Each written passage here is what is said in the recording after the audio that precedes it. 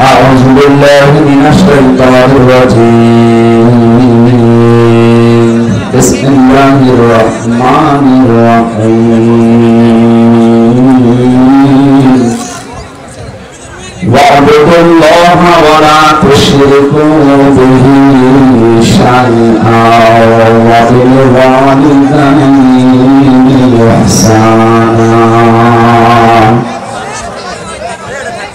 وبذي القربى واليتامى والمساكين والجار ذي القربى والجار ذي الجنب والصاحب بالجنب وابن السبيل وما ملكت أيمانكم إن الله لا يحب من كان مختالا فخورا صدقت يا ربنا اللهم صل على سيدنا مولانا محمد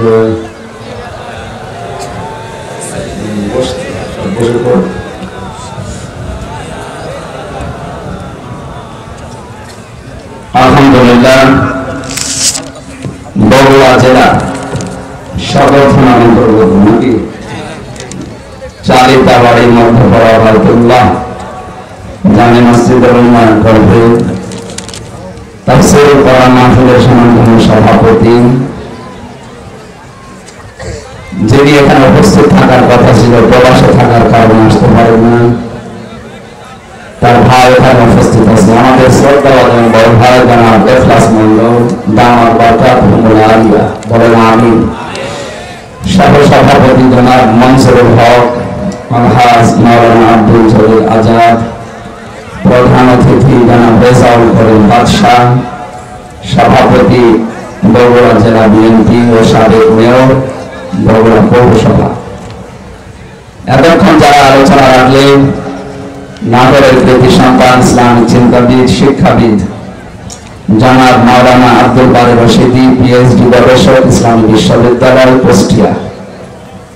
কথা বললেন মাওলানা হুসাইন আহমেদ মাহফুজ, কথা বলেছেন মাওলানা আব্দুল্লাহ আল বাকি, মাওলানা আজিজুল হক। এখানে উপস্থিত অনেকগুলো মানুষের নাম আপনারা দিয়েছেন, বলেন যারা আল্লাহ রাব্বুল আলামিন হায়াতে তাজ্জেবা সিহাতে কুল্লিয়া তাদেরকে দান করে বলেন আমিন। মঞ্চে বসা ওলামা ইকরাম, সামনে বসা মুসলমান ভাইরা, পর্দার আড়ালে সম্মানিত মা এবং বোনেরা, বিশাল এক ধৈর্যের পরীক্ষা দিয়ে দিনের বেলায় এ পর্যন্ত বসে আছে যে আল্লাহ আমাদেরকে ধৈর্য দিলেন কোরআনের জন্য, খুশি হয়ে বলছেন আলহামদুলিল্লাহ। সবচাইতে বেশি মানুষকে জান্নাতে নিয়ে যাবে উত্তম চরিত্র আর ধৈর্য, যে দুইটা আমাদের ভেতরে খুব বেশি অভাব। তারপরে বগুড়ার এই মানুষগুলো আজকে যে পরিচয় দিল, এদের উত্তম চরিত্রে সারা পৃথিবীতে সারা বাংলাদেশে একটা পরিচয় আছে। খারাপ চরিত্রের মানুষগুলো এই এলাকায় কম বাস করে যে এলাকায় আমরা এলাকার নাম নিলাম না, মানুষগুলোর চরিত্র এত খারাপ কুকুর পর্যন্ত এত নিচে নামতে আমরা দেখি না।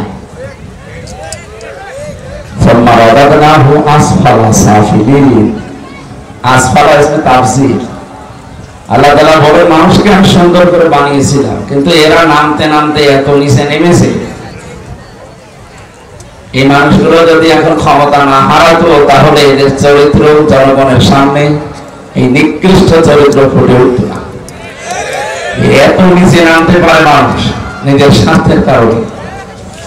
আমি ইঙ্গিত দিলাম শুধু, আশা করি আপনারা জ্ঞানী মানুষ বুঝেছেন। সুতরাং আমাদের চরিত্র এবং ধৈর্য আজকে যে পরিচয় দিচ্ছেন কোরআনের জন্য। এখানে বসে আছেন, আমার এখানে ওঠার কথা ছিল সর্বোচ্চ 3টা বেকার, তো আস্তে আস্তে আমি 4:15 পৌঁছালাম। দেরি হয়ে গেছে এই কারণে আমার কালকে মাহফিল ছিল শ্বশুর বাড়ি।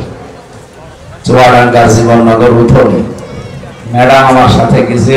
এই কারণে এখন এমনি আমি যে 3 বছর জেলে ছিলাম, আবার জেল থেকে বেরিয়ে আজ পর্যন্ত যেতে পারিনি। এই মাহফিলের ওসিলায় গিয়েছে, ওরা বলছে একটু থাকো। এই থাকো বলতে গিয়ে প্রায় 250 কিলোমিটার এখান থেকে এত দূর পথ আবার আশা লাগবে। আর আজকে বৃহস্পতিবার মাওলানা হোসেন বলছেন খুব জাম রাস্তায়। আসলে আমরাও তো মানুষ, আমরা এই দ্বিতীয় 2টা 3টা নিতে চাই না। ডাক্তার আমার জানিয়েছে আপনি আলোচনা কম করেন, আপনার যে ছেলে যে খাবার ওরা খাওয়িয়েছে এই কন্ডিশন আপনার শরীর ভালো না। সর্বোচ্চ রাত 10টার পরে আপনি আর জেগে থাকবেন না, তাহলে রোগ আবার বেড়ে যাবে। আর দিনে রাতে এভাবে প্রোগ্রাম করার দরকার নেই। অন্তত সপ্তাহে 2-3টা করেন আর 2-3 দিন বাড়ি থাকে। 2-3 দিন বাড়ি থাকা দূরের কথা, ম্যাডামের কাছে যেতে হলে হিসাব করে যাওয়া লাগছে। এইরকম টাইট অবস্থায় আছে। আজকে আমার মায়ের সাথে দেখা করতে গিয়েছে সর্বোচ্চ 5 মিনিট। এইভাবে জীবন খুব কঠিন হয়ে যাচ্ছে। তারপরে লা ইউকাল্লিফুল্লাহু নাফসান ইল্লা ওয়াসআহা, কোরআনে কারিমে আল্লাহ দিয়েছেন কারো সাধ্যের অতীত বোঝা আমি তার উপরে চাপিয়ে দেই না।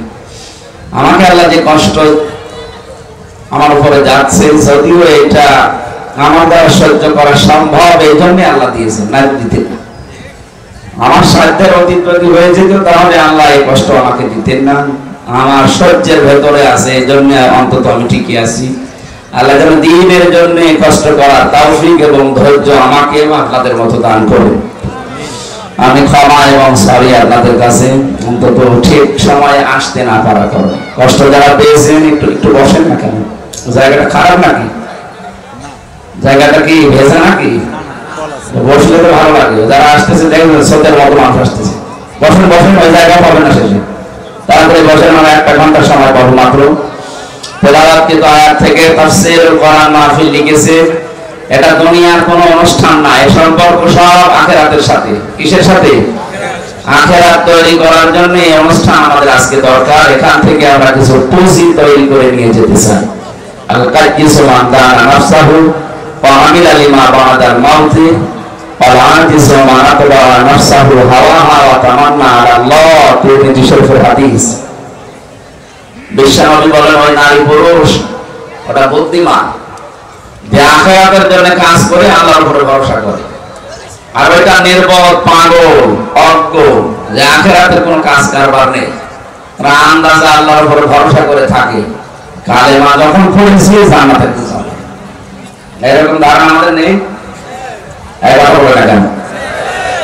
হযরত আবু হুরায়রা এই কথাটা শোনার পরে নবীজিকে বললেন, হে নবী, আপনি কি বললেন মান ক্বালা লা ইলাহা ইল্লাল্লাহ দাখালাল জান্নাহ, যে ব্যক্তি লা ইলাহা ইল্লাল্লাহ বলবে সে জান্নাতে চলে যাবে।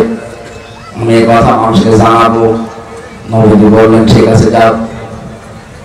উনি এক দৌড়ে এসাকে রাস্তায় পায়, তাকে বলে দেখো এই মাত্র শুনে আসলাম বিশ্বনবী জানিয়েছেন মান ক্বালা লা ইলাহা ইল্লাল্লাহ দাখালাল জান্নাহ, যে ব্যক্তি লা ইলাহা ইল্লাল্লাহ পড়বে সে জান্নাতে চলে যাবে। না গিয়েছে না, দাখালা এটা মাঝি অতীতের শব্দ, এটা পাস্ট। তারপরে নবীর এই কথা অনুযায়ী আমরা বিশ্বাস করতে পারলাম যে ব্যক্তি লা ইলাহা ইল্লাল্লাহ একবার জীবনে বলবে সে জান্নাতে যাবে না, চলে গেছে। কি করেছে? বলে বলে এটা ক্লাস চলছে। কিন্তু আপনি জীবনে যদি স্কুল কলেজ মাদ্রাসায় নাও যেয়ে থাকেন, এটা আপনার জীবনের প্রথম মনে করেন ক্লাস চলছে। ছাত্র যে 1 2 তে যারা পড়ে দেখেছেন কেমন জবাব দেয়, ওইরকম করে জবাব দেবে যদি বুঝে থাকে। না বুঝলে চুপ করে থাকবে। জান্নাতে চলে গেছে না জান্নাতে যাবে? গেছে। প্রশ্ন হচ্ছে এখনো তো আমরা মারা যাই, জান্নাতে গেলাম। নবীর এই কথাটা একটু ভুল আছে নাকি? হ্যাঁ, আল্লাহর কথায় যেমন ভুল নেই সন্দেহ নেই, নবীজির কথায়ও ভুল নেই সন্দেহ নেই। কারণ নবীজি নিজের মতো করে কথা বলতেন না, আল্লাহ বলাতেন তাই বলতেন। সুতরাং তিনি যে বললেন যে দাখালাল জান্নাহ, কালেমা পড়লে সে জান্নাতে চলে গেছে, এর অর্থটা কি? হঠাৎ পথের ভেতর হযরত ওমরের সাথে দেখা, জিজ্ঞাসা করলেন এই কথা কে বলেছে, কোথায় পেলে? আচ্ছা নবীজি বলেছে, দিয়েছে এক শর্ট। যেই বলেছে নবীজি একটা আষাঢ় দিয়েছে। আপনি আমার বলেন কেন? আমি তো শুনি আসলাম এখন নবীজি মসজিদে নববীতে বসা আছে। গেলে জিজ্ঞাসা করলেন হে নবী আপনি কি এই কথা বলেছেন? বিশ্ব নবী বলেন হ্যাঁ না আমি বলেছি। হযরত ওমর কিন্তু জ্ঞানী মানুষ ছিলেন, শিক্ষিত মানুষ ছিলেন, তিনি বিচক্ষণ ছিলেন। ওই জামানায় আরব জাহানের ভেতরে যারা 10 জন মানুষ শিক্ষিত, তার ভেতরে হযরত ওমর একজন। তিনি আমাদের মতো হুজুকে বাঙালি না, আন্দাজে এক কথা শুনলে পেছনে দৌড় দেয় না। কথাটা শোনার পর চিন্তা করলেন নবীজি তো মান ক্বালা লা ইলাহা ইল্লাল্লাহ দাখালাল জান্নাহ বলেছেন, ইয়াদখুলুল জান্নাহ বলতে পারতেন যে জান্নাতে যাবে। নবীজি জান্নাতে চলে গেছে কথা বললেন কেন? হযরত আবু হুরায়রা হয়তো অত বড় বিচক্ষণ ছিলেন না, এজন্য তিনি নবীর কথার অর্থ বোঝেননি। ওনাকে সাথে নিয়ে বলছেন হে নবী আপনি এই কথা বললেন? বলে হ্যাঁ বলেছি। কেন বলেছেন? বলে আল্লাহ আমাকে জানিয়েছে। আল্লাহ জানিয়েছে বুঝলাম, কিন্তু জান্নাতে চলে যাবে না আগে গিয়েছে কথা বললেন কি করে? নবীজি বললেন আমি এই কারণে বলেছি, দাখালাল জান্নাহ শব্দের ভেতরে ব্যাখ্যা আছে। কোন মানুষ যদি সত্যি মন থেকে কথা বলতে পারে লা ইলাহা ইল্লাল্লাহ, এই শব্দের ভেতরে